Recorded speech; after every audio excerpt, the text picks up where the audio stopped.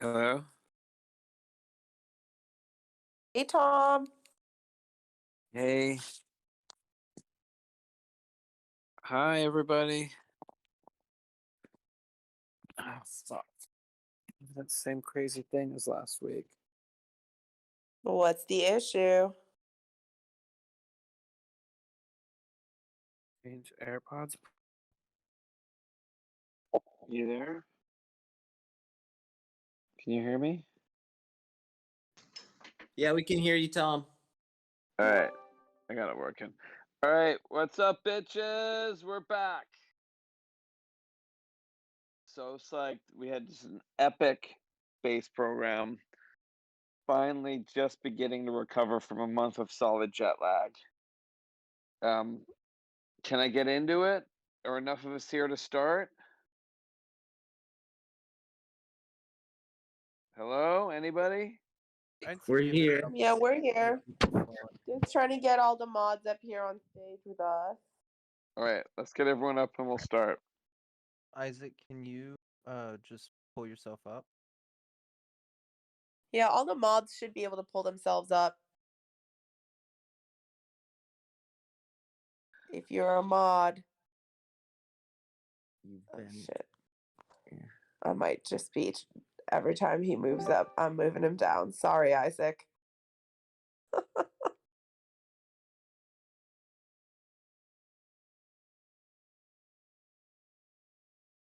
Great.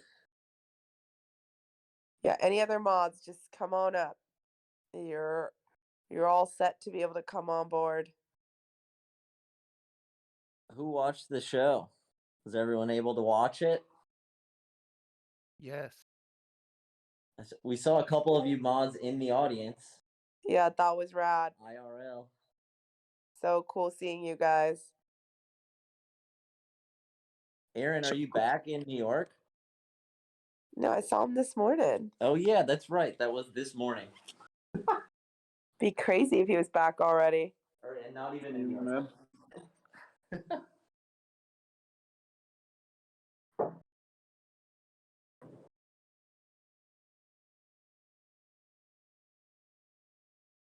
Tom, are you still there? I'm here.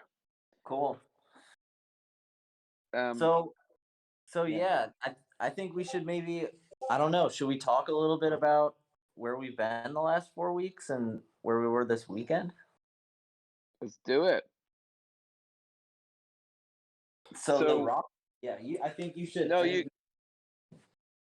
So the rocket factory, the space program, we've been setting up here in Hamburg for the past month, and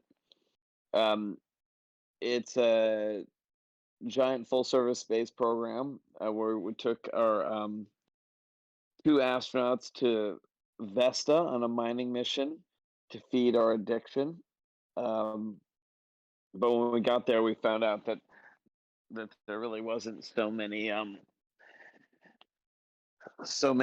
rare earth elements as we had hoped, but in fact just a bunch of old cell phones that other people had left behind generation ago. So we took some energy and we refined, we distilled, we extracted the gold from those cell phones and made the golden idol. And you can see all this stuff slowly being posted on our Instagram, and we'll have more outlets coming out. We've got a pretty good zine. It's on the web store that explains it, but we're going to be getting out with a 2.0 zine probably in the next few weeks. But in the middle of all this space program stuff, we did 2 rocket launches. We did a NASA-only rocket launch on Saturday. In the middle of our space program is like an intermission, with 750 people watching a rocket, which is pretty cool. And then a week before, we did the first European launch, and met some awesome people there in IRL, like William Tell and Panther Man. And that was really cool to like see human beings existing, and it was a real honor. I saw Ellen there, and Martin, and a bunch of other folks. So I'm just really psyched that we're able to combine our dedication to crypto space and plywood space and combine them. We're getting a lot of new people into crypto that are been previously only into physical art, and I hope we're getting a bunch of people who are into crypto into physical art. I spoke to William Tell, person who told me that he's gonna do all three. He's gonna launch 3 rockets at least, and have one be burn and one be one own in physical space, which happened, and another that's donated to the rocket museum, and then another that he's gonna have shredded, so you can have the full experience. And that's really what it's all about. It was just really cool to meet you, man. I think you're in the room now, and maybe you'll have an opportunity to jump up and say hey. But I just invited you, Willem. So maybe you're not in a situation to be able to jump on stage, but throw something in the radio chat then. And I even see a question from you. Is a launch in Italy canceled since Paris is on the 30th? I don't know if it's canceled. We're kind of trying to figure it out. There's some logistics stuff and the surprise with the Italian launch, but the Paris one I think is what we're focusing on now. Anyway, things might be a little out of order. We're really committed to the general, to the dedicated to the white papers, but sometimes that for logistics, some of the details need to shift around. But I don't think anything meaningful is gonna change. Uh, so I don't know. I think this has like been an amazing month. I want to address an elephant in the room that people are reading. I'm reading a lot that there's some dissatisfaction about there isn't more action. But I would say, please. I mean, we are over delivering. If you want something new every week, go buy another fucking shitty avatar. Like, we're delivering the highest quality product in the community with interdimensional diversity. We're the only ones doing physical stuff and virtual stuff. We're the only ones combining 3 into 1. And just wait for phase 2, which is going to be, I don't want to say because I just want to show you. But you don't let anyone tell you what they're going to do. Just have them show you what they're going to do. But I mean, if you guys know anything about what we've delivered in physical space, whether it's our sculptures or paintings or movies or sneakers or furniture or models or performance art or whatever, we always over deliver. So I would say if you have any doubts about like that this isn't happening fast enough, or there haven't been sales in 3 days, like, come on. I mean, this is like 2 months old. We had an awesome launch, and it's just going to continue. But they're in order for us to deliver the next phase, we have to develop the next phase. So, I mean, I'm not going to say be patient because I don't care. We're not doing it for you. We're doing it for all of us. And that means that things take a little bit of time. And that's okay. Well, Yeah. and Tom, not 2 months yet. We're on day 40. Okay. So, give us till day 60 at least, people. Yeah, we're on day 40 of the project today. But I also want to like use this as a moment to comment about the nature of this space, which I'm learning about, and been reading in the Discord, and I haven't been commenting, but I've been reading everything, and I noticed that as a market analyst, the correct frequency of new activity in this space should be every 3 to 4 days.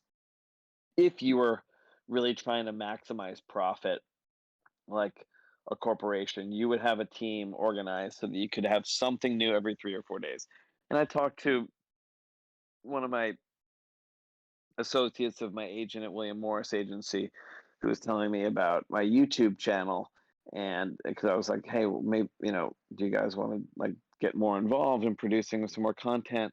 And they're like, yeah, but can you produce something every single week? And I think that's what Van and Casey Neistat have had some great success with, is producing something every week at some cost. I don't believe that it's possible to produce something with video content or NFT content in a week or every 3 days. I'm not talking about like a new NFT, but new functionality or new video. I don't think you can produce something once a week and have it be the kind of level of quality that I live and die for. I just think you need a gigantic team, and gigantic teams aren't as good as small teams. So, and we're prolific. Like we do a lot of shit at an extremely high level of quality, and everything's always really expensive. The engineering triangle: good, fast, cheap. Choose two. You can't have all three. If it's good and fast, it's going to be It's cheap expensive. or And expensive. and I believe that things that are really, really good are expensive and slow, like the really, really good shit. And I only really care about how good something is, and I will not be rushed. So that's kind of all I have to say, unless there are questions about it. Well said, Come Tom. on. And we're getting some love in the radio chat for you being honest. And I think Yeah. everyone here can always count on honesty and transparency from this team.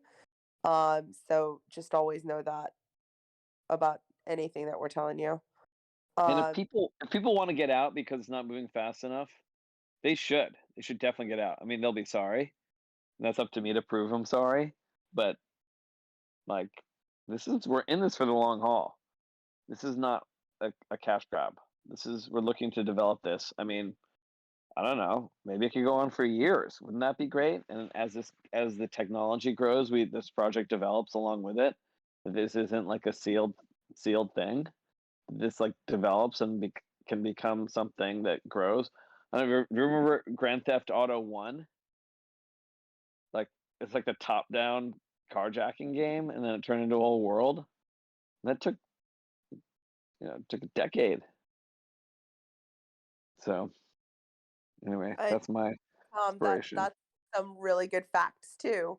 That we're in it for the long run, and we're in it to continue to develop as the space develops. Because we really do believe in the blockchain as a future that we all want to be a part of. And I think that's where we're always trying to take the rocket factories to push the space. When we first were coming out with this project, it would have been really easy to drop just a bunch of rockets, a bunch of ready to go NFT rockets. But we took the extra time to make it possible for the community to participate by having three NFTs that burn seamlessly into one.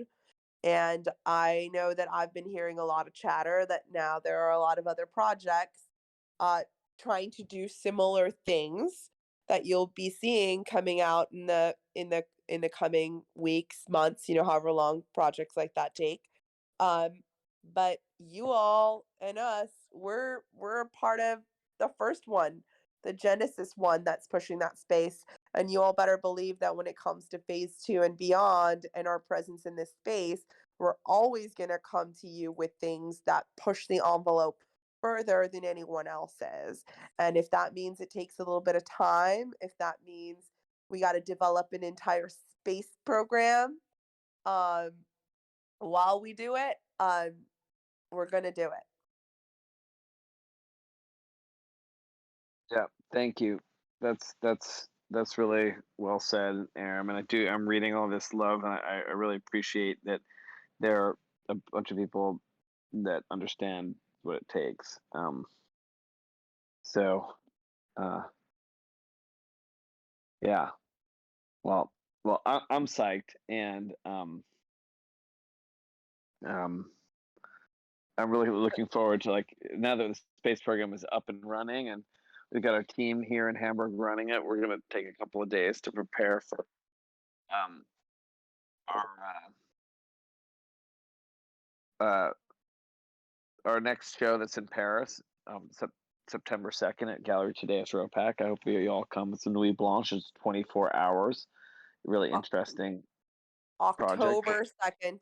October Oops. 2nd. Tom's jet lag is really taking him backwards and forwards in time. I've We've never been truly this jet traveled to other dimensions now.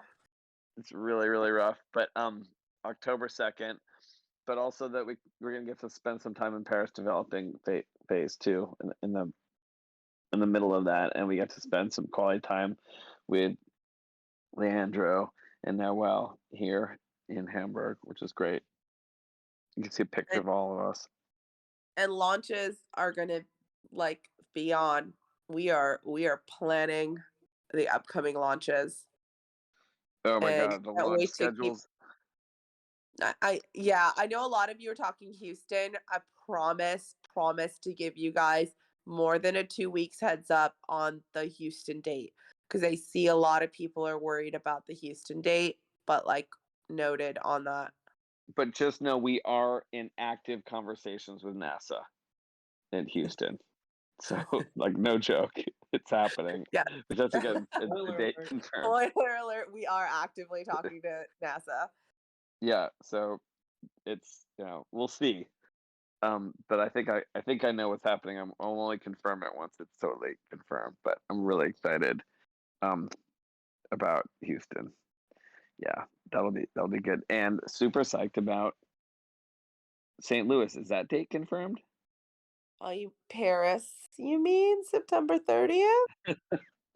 Oh, that. Yeah. Yeah, Paris that's September 30th. Let's just focus on that. yes. Paris September 30th. But Um Houston announcement, I promise more than 2 weeks heads up. yeah, yeah. Um But let's take some questions. Mods, if you want to jump in and start facilitating some questions, or if we want to pull some from the chat, let's get into it. All right. Yeah, I have a document I pulled from past week or so. So the first one's from Rocket.student. He wants to know what happens if I only have a component of three. If it's 2022 and the launches are over, do you guys have any possible outcomes for that? Well, I think we've been saying it the whole time, but a component isn't really going to get you there. Um, I suggest that as we start to close in on our final launch windows, that those holding parts figure out plans to make rockets. yeah, there'll be enough time. We'll give you plenty of time, but there's yeah, there's going to be a moment at the end where you're going to really want to combine them. Because Um that part by itself, I mean, who knows if there's only like three parts floating around as we get towards the end, like, yeah, your part could be worth a lot to someone who's trying to finish that final rocket, but the part by themselves is never really something that we're trying to reward by itself. Work's not done. Work's not done till We're in the business of building rockets, and business is booming. yeah. But yeah, I think they'll all. I'm not really worried about that. I think there's going to be an opportunity for everyone who wants to participate, either to like make a rocket or sell their part, and at the end, they'll probably be pretty valuable. So yeah, mods. um, I don't know if you guys have a take on that, but I think that's where we stand. I mean, I mean, who knows? It might get really unvaluable, but the last one might be really valuable. Like the what's that amazing movie? Children of Men. Like Yeah. the the youngest person who died, and they started rioting over it. Yeah, it could be that the last part is yeah, the one everyone's rioting over. Yeah, But and I yeah, look really forward to that time. yeah.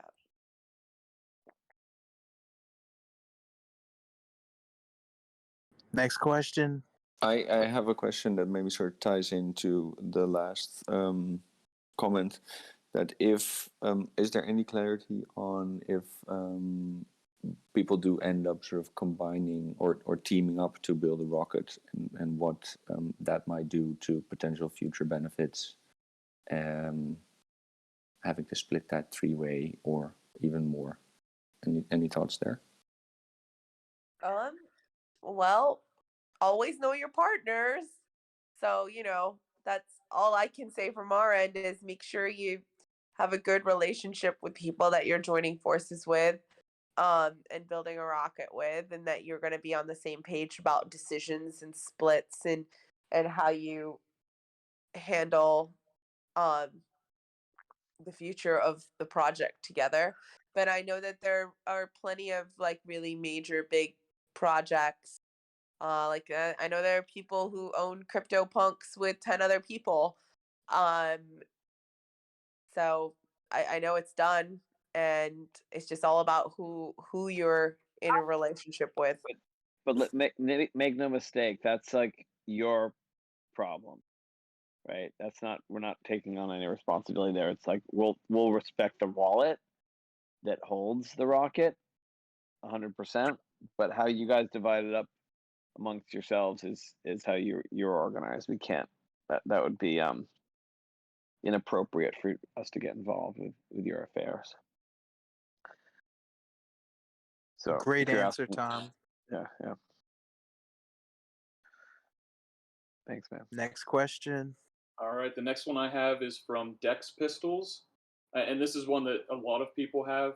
His question is, do stickers have specific utility, like special access, or are they just cool because they're rare and meaningful to the studio's history? They'll have a benefit in phase 2. But I would say the biggest benefit, you also said it is like kind of the rarest thing you can have on your rocket, like there's only 100 of them, so already you're in an elite 100 club. But like Charlie said, when you're in a club that small, and especially if you think about all of the stickered parts that will actually become rockets, then that club shrinks even smaller than 100. Um, will definitely be able to give that group a benefit in phase 2. But the coolest thing to me about it is, I mean, some of the combinations of those stickers, like, oh my God, we're going to be getting into some storytelling, especially around, like, I mean, Tom, you could tell us a little bit about the one of one Chiquita sticker that's on the perfect NASA rocket, which is, one of the ones that the Vault minted, and how each of those sticker combinations was like really carefully thought of. So each one really like kind of, in addition to being really rare and the stickers themselves having a connection in history to the studio, they're just really rare combinations.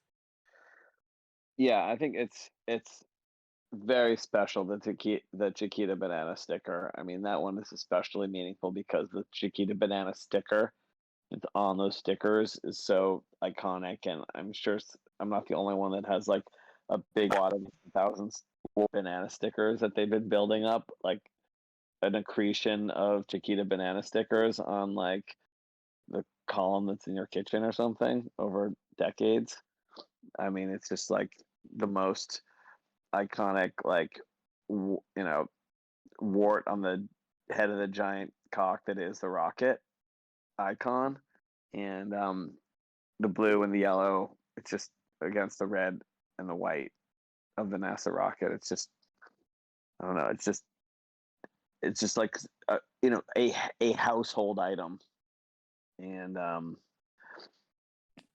But specifically, when paired with a NASA rocket, um, Tom, maybe you could tell us about Ham. Not oh, everyone knows who Ham is. oh yeah. So Ham is the first American astronaut, and the Russians sent um, a dog into space Laika, but they killed it, and they sent Ham into space, but they brought him back alive. And he was the first American astronaut as a monkey, and you can see him. They've got him embalmed. They killed him eventually, or something, or time killed him.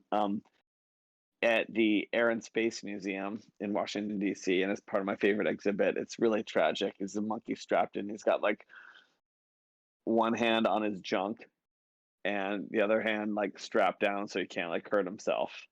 And he's there in this incredible exhibition room called the From the Earth to the Moon, which has got like the Coke and the Pepsi and the Leica and the Hasselblad and the little like air of the moon and the moon rock that you can touch. It's kind of like the asteroid and the Kaaba, but the I don't know. It's just, I think it somehow connects to me with my the love of ape, because he is an ape, just like we are apes. Um, yeah, so there's a lot of stuff going on there. Planet of the Apes, if you will. That's this other sci-fi movie where they're like basically astronauts. Um, yeah, there's just Yeah, so a lot of yeah, a lot of lysergic connections there. totally. But I think it's just an added layer, right, of how the mission of your rocket, who flies your mission, all of that comes together. Like Charlie and I are always like kind of like joking, not joking. It would be so rad if you all in the community started some kind of like mission podcast. Like we'd love to hear people's stories about, when you assembled your rocket, what's the mission for your rocket, especially like those with stickers on their rockets or those with like Franken rockets. How you can tell a story about where and what that rocket will do. I mean, we've obviously got our side of it. Like nothing in this project wasn't thought through all the way. So when the combinations come together, they just like they make sense. They have a story that like is personal to Tom in the studio. But as you all build Frankens, you kind of have that same opportunity to make those stories. And I think stickers just kind of add a really rare element to that storytelling. In addition to, I think we're calling them the sticker mob now, in the radio chat. Like, don't worry, sticker mob, your time will also come. You're a Yeah, small but powerful mob. for sure. I also just want to take a brief moment before the next question to acknowledge Aram and Charlie. Um, just so you guys know, the Rocket Factory is the three of us. They're just three individuals, and we work in the studio and we make sculpture for a living, and we're totally devoted to the Rocket Factory, but we also do a bunch of other stuff, and there really isn't anybody else. I mean, of course, we've got our our our dev team and all of you guys who are such awesome mods, and Maddie the kid. Like we're all working together, but every week running this um, white paper and developing our commitments to you is a pretty serious effort. We also have a team of 5 people in the Eagle's Nest painting rockets by hand, that we manage. So, and Serena does the graphics, but it's really the three of us in these meetings every week and writing the papers. So just I hope I'm not leaving anyone out. Um, No, you really covered it, and it's an honor to serve the yeah, Rocket Factory and yeah, be a part of all of you. yeah. Um, and please don't ever take Charlie and I's silence on the Discord to mean we're not listening and we're not tuned in. No, sometimes we have to fly to Vesta, so we might have taken the last 3 weeks to do that, but it's all towards building the Rocket Factory as well. I think the Medium article hinted at this already, but those of you who are paying attention closely to the space program, the studio, and the storylines that take place there might pick up on clues for where the rocket factory is headed. I think Leandro and Noel, who came to Hamburg, they had never really seen the sculpture side of things. And the first thing they said is they wish they could bring the entire community to come and see the show, because they're like, it's all connected, it all makes sense. And I think that was just really special to hear that it does all come together. Yeah, I really loved hearing that, especially from these guys who are like the most OG like dudes in the space possible, and they're just like not they're just so cool about it. They're like, yeah, we get it. And I think that there are a lot of people in the space who don't have that view, who just want new and faster and more. And and there are some people that are not interested in our meat space world, and that's okay. I mean, there's plenty of Sachs to go around. You don't have to love every part. Um, but I'm excited for joining these worlds, because this is also new. This is developing stuff, and this is a developing world, and we've been making sculptures for 30 years, and the 30 years of work that we've been doing in the studio are based on many generations before, going back for 500 years, even to the Renaissance. Really, is when all this stuff starts, or the Age of Enlightenment. Traveling through all the countries of Europe, finally culminating in the School of Paris. It moved to the School of New York, and then all the people from the East Coast moved to the edge of the Western civilization to finally invent conceptual art and rockets that go to the moon to kill God. So we're building on history, and this rocket factory is yet another chapter.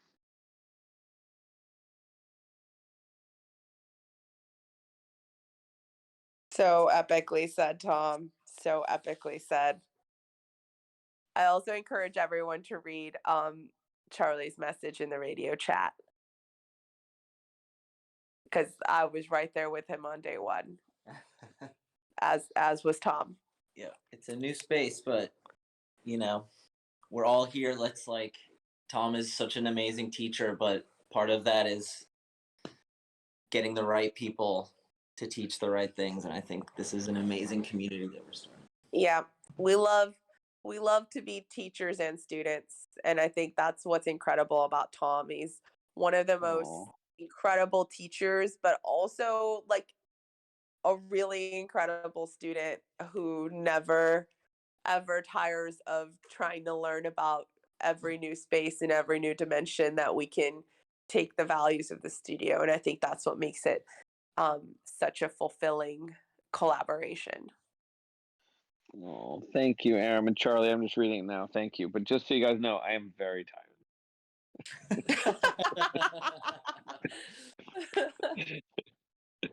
Okay, let's do some more questions so I can get into bed and go to sleep.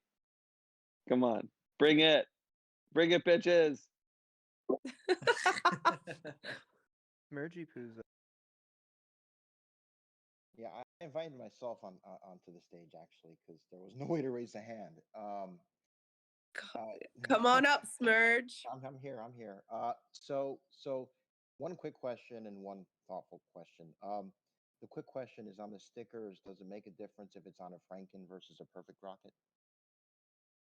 I don't think so. Does it? I No, don't know. I don't think that's gonna matter. That's a good question. Dealer's choice. Respect either way. Okay. Like Yeah. mad respect for the stickers either way. Yeah. Otherwise, I'm gonna have to change my tactics pretty quickly. But is there gonna but actually let's just brainstorm this publicly. But will there be, and this is a question for our team, will there be a difference in Frankens versus perfects in phase 2? I don't know at this point. I mean, I just think in some ways the community is really gearing up what rarity means in this project. You know, we thought that everyone was gonna go all in on perfects, and now like I mean, the Frankens have risen. seen some very kick-ass Frankens. Frankens, and some Frankens are going to be rarer and harder combinations than perfects. And you add stickers into the mix, and it gets even more interesting. The thing I will say about phase 2 is you just gotta have a launched rocket, and from there, yeah, there'll be a breakdown of who gets what. But you know, we're not gonna give all that yet. Right. Okay. Yeah, I think that's fair. Okay. So the other question I had was about the program on Saturday. How much of that was scripted versus kind of impromptu? Because the sense I got from the commanders on several occasions is they'd get a command from the command center and they'd be like, repeat the command. And I wasn't sure if it's because they weren't sure what's the next step, or if it was really being kind of impromptu actions being done at the moment, at the spur of the moment. Okay, I love this question. Thank you. This gives me a huge opportunity, huge window. So Go the way for it. the space program works is, you know, it's a live demonstration. It's not performance art.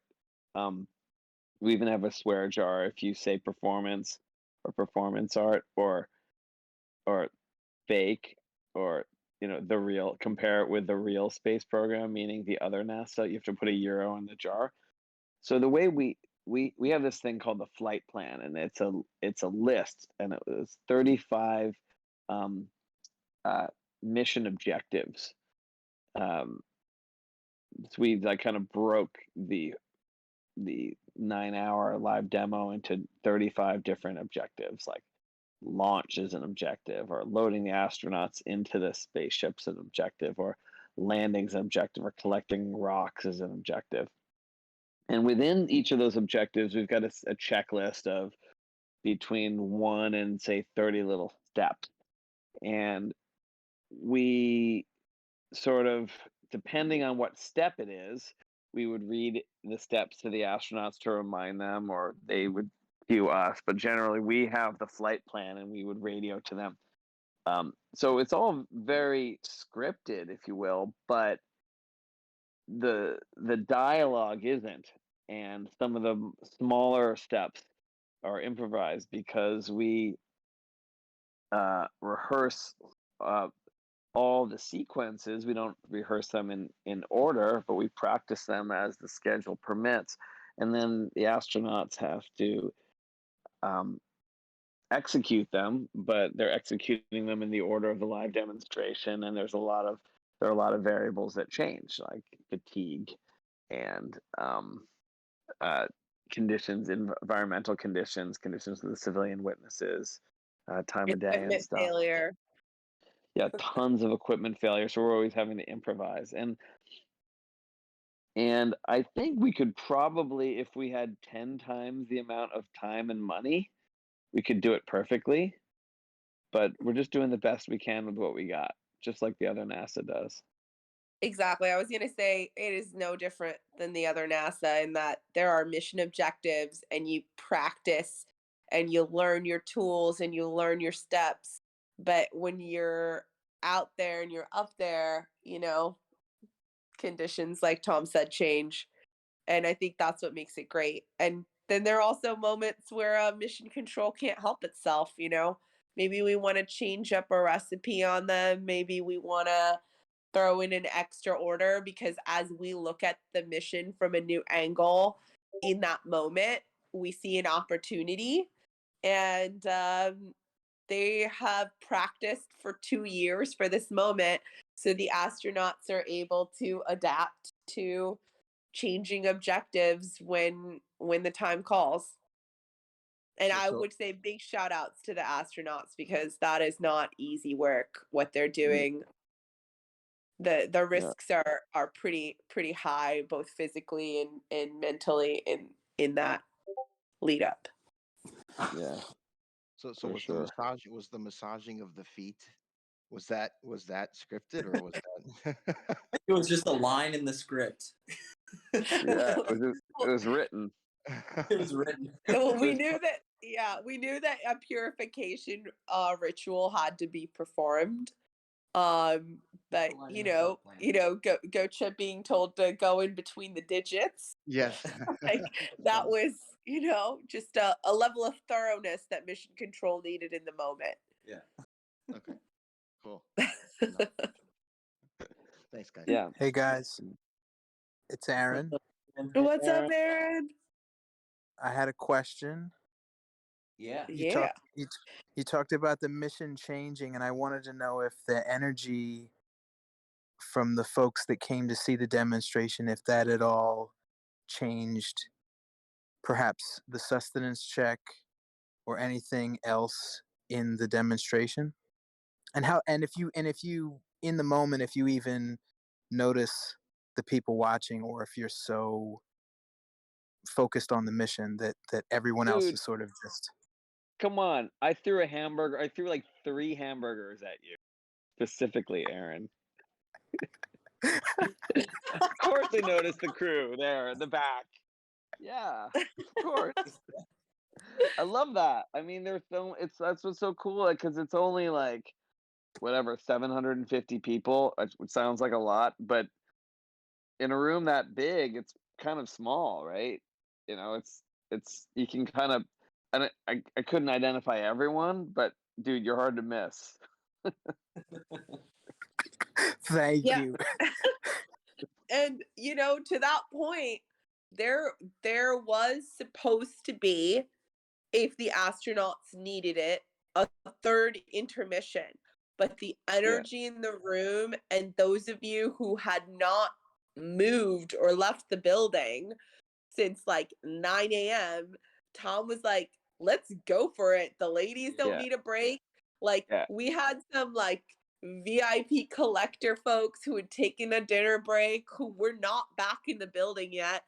And we were like, you know what? The crowd that was here at 9 a.m. is here. They're feeling like up there with us coming out of this tea ceremony. Like, let's not take a pause before we land back Yeah. on Earth. Like, everyone's feeling it. Tom's feeling it. Mission Control's feeling it. Yeah. Let's go for it. So we just skipped that intermission because we're like, we don't need it. We're Yeah, not and it going was to like, take it just to it was take gonna it. make it. It was gonna make it too long. I mean, it's like 8.5 hours long. I didn't want it to be like, I didn't want to break the 9-hour barrier. It just was like, we checked the astronauts. They seemed like they weren't gonna die. So I was like, fuck it, let's just go for it and bring it on Awesome. home. Yeah. Hold up a second. I learned something in Hamburg, and I think that it helps people to understand your work in the NFT space. Can you talk about how you got a Yoda into the vehicle assembly building? All of the work that went into Yeah. getting it Yes. there, like, that will help people understand from the NFT space. Like, there's so much depth to this work. Well, okay. I'll try and do it kind of quickly and superficially so you get the general gist of it. But I promise there's more. So, wow, this is gonna be tough. I'll just do it fast. So the astronauts dig up the floor of Vesta. They send it back to mission. Can send it back to the mobile quarantine facility, who analyzes it under a microscope and comes back with the answer that, yeah, it's just basically clay. So they got to go back and they dig further and they find cell phones, but then there's an avalanche and that doesn't work out either. So, but in the corner, in the southwest corner of the space, there's like some geodesic domes, and they go through this portal into this area called transubstantiation. And they go in there and they wash their feet in the ritual, foot washing ritual. Then they watch this movie called The Infinite Beyond. Aaron, did you get a chance to watch it? Three Aaron? times. Three times, Awesome. man. It's Awesome. tremendous. It needs to win awards. Thank you.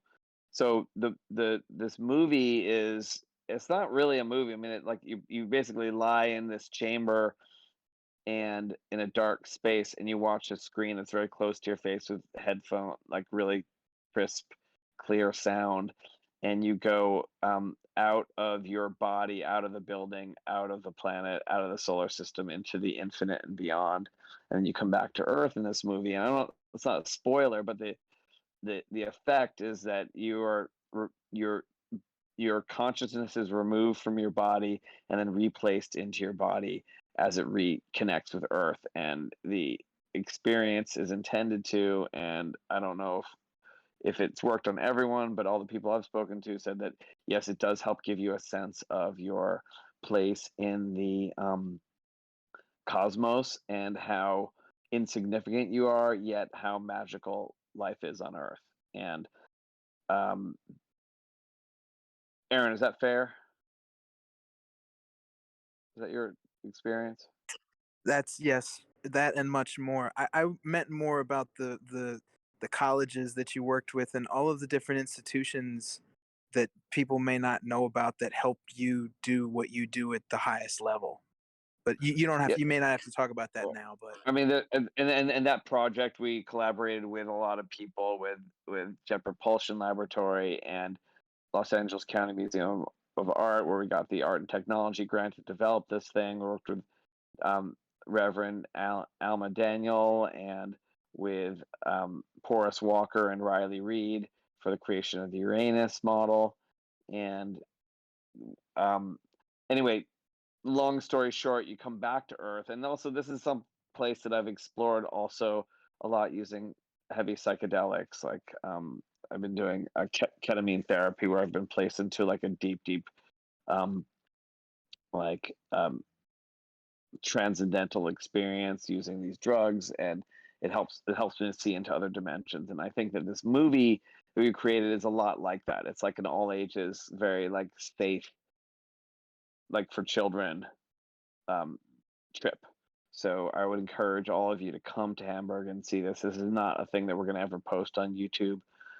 It's only going to be seen in like the chamber, because it's not just a movie; it's a whole experience where you're loaded into this sort of sensory deprivation chamber, so that you can only experience this without any, like you're not allowed to have your phone with you. It's just a way of completely connecting with yourself, or in some ways disconnecting and reconnecting. Anyway, long story short, you come out of this chamber, you go into this other area called transubstantiation, where you surrender your phone. This is not for everyone, but you have the opportunity to surrender your phone and have it crushed, the battery removed, where an effigy is made of you, of your using your battery, um, and the motor, and the picture from your social media. So this is kind of like your body, the way the battery is recharged, the way your body is recharged with sleep or food, but ultimately the battery and the phone always die, and the battery and the body always dies. And then there's an effigy of you placed in like the Hall of Angels, because it's not everyone that wants to crush their phone. And then the rest of the phone is ground up, and the gold is extracted using an extremely toxic process, called, it's alchemy, but it's mild acids, and a lot of them called aqua regia. It's like a old alchemical recipe, um, like nitric and sulfuric acid, and you just strip the gold away. And if you take 10,000 phones and you strip all the gold off of them, you can get enough gold, as we did, to make a golden idol. This golden idol is then brought back to Earth and worshipped in the Vehicle Assembly Building, the VAB. And the VAB is it's the largest single room on Earth, and it's in Florida, and it's where it's either the vertical assembly building or the vehicle assembly building. It's where the rockets are assembled to go to other worlds. So the VAB is kind of like a portal to another world, very much like a cathedral is a portal to another world or another dimension. And this is how we go to other worlds, using science in the vehicle assembly building, or religion. We go to other dimensions or other states of consciousness, whether it's the tea ceremony or a cathedral. Anyway, I know I saw a comment that like this is too much for some people or it didn't make sense, but hey, it's art, and I think that this thing that I just described it is how I see it, but it doesn't mean it's the only way you can see these components. I mean, it's a sculpture.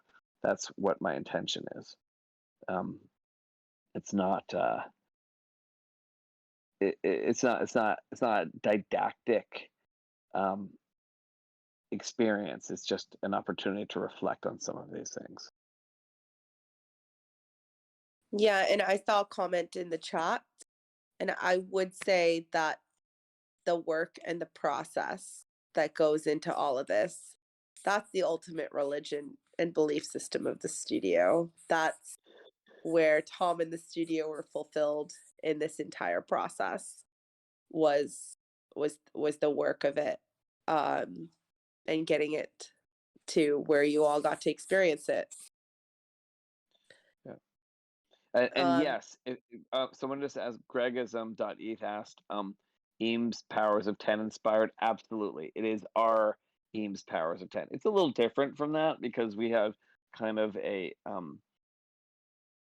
the language is different, and there's a slightly different intent. But that if you want to watch where we got our inspiration, absolutely watch the Eames Powers of 10. But make sure you watch the Eames version or the Simpsons version, but don't watch any of the other fake versions.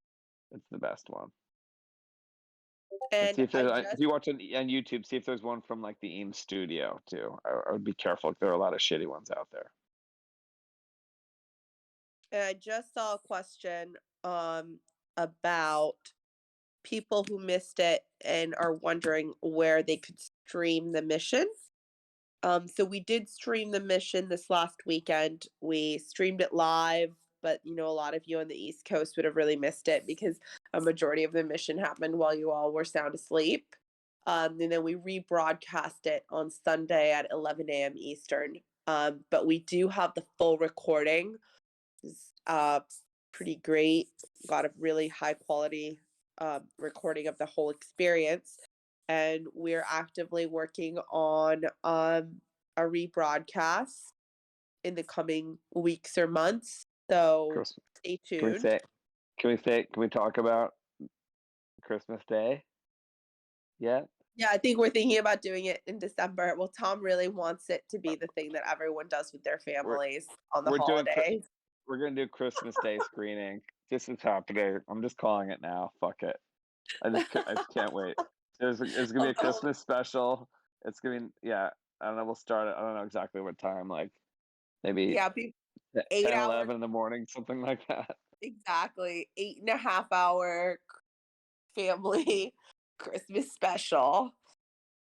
So, Something for everyone. Also, yeah, that's the tagline.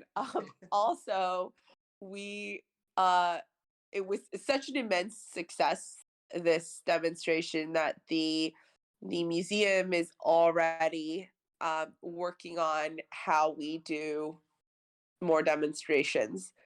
So don't be surprised to find us all back in Germany before this show goes down in April. And maybe some of you will have another opportunity to also catch it IRL. yes, that could be a real thing. Yeah. Already working on it. Yeah. I mean, with that, I think That's an hour. I think we're gonna call it, team. But thank you all for tuning in, and more always to come. Oh yeah. Cool. Thank you guys. Thanks for your dedication, and we'll see you in Paris. Yeah. Later, bitches. Buckle Okay. up. Love you all. Bye. Bye. Bye. Bye, everyone.